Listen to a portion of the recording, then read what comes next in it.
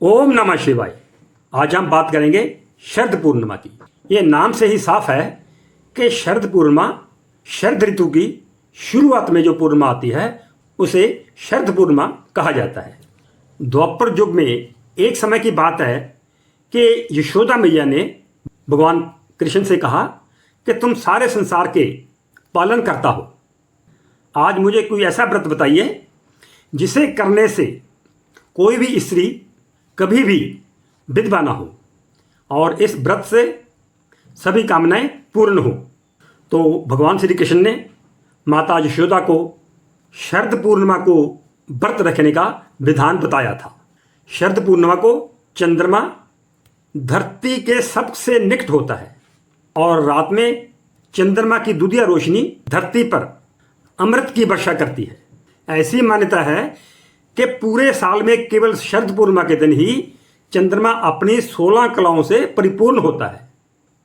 एक बार शरद पूर्णिमा की रात को भगवान श्री कृष्ण ब्रज में गोपियों के बीच रासलीला कर रहे थे, तो उसी दिन भगवान शिव ने गोपीश्वर महादेव का रूप धारण किया था। शरद पूर्णिमा का हिंदू त्योहारों में बहुत बड़ा स्थान है, क्योंकि ज्योतिष शास्त्र में चंद्रमा को मन का कारक माना गया है।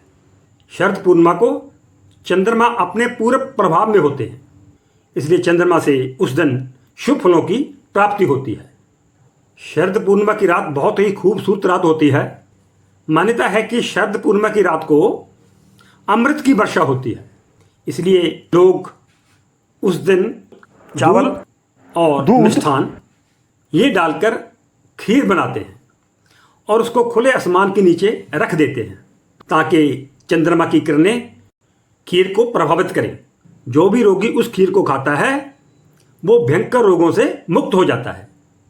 इस दिन आप किसी सफ़ेद वस्तु का दान कर सकते हो, किसी सफ़ेद वस्त्र का दान कर सकते हो, धन का दान कर सकते हो, चांदी का दान कर सकते हो अगर समर्था है। मतलब कहने का मतलब किसी भी सफ़ेद वस्तु का दान कर सकते हो और करना चाहिए।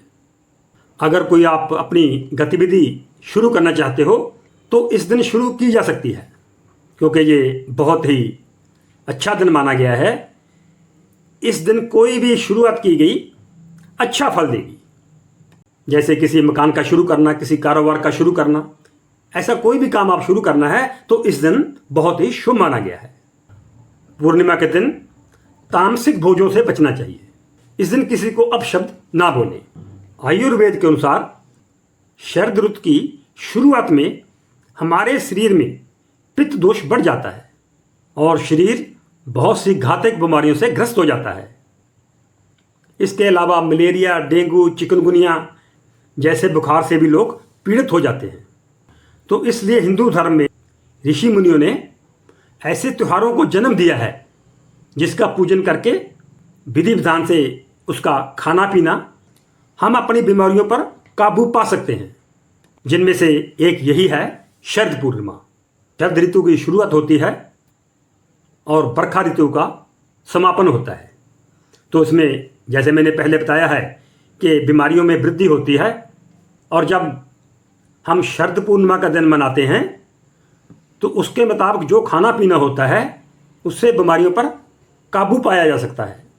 मौसम के लिहाज से ही चंद्रमा, सूर्य और अन्य ग्रहों की किरणें धरती पर इफेक्ट डालती हैं, जिनको हमने अपने ऋषि मुनियों द्वारा बताए गए तरीकों से उनका फायदा लेना होता है।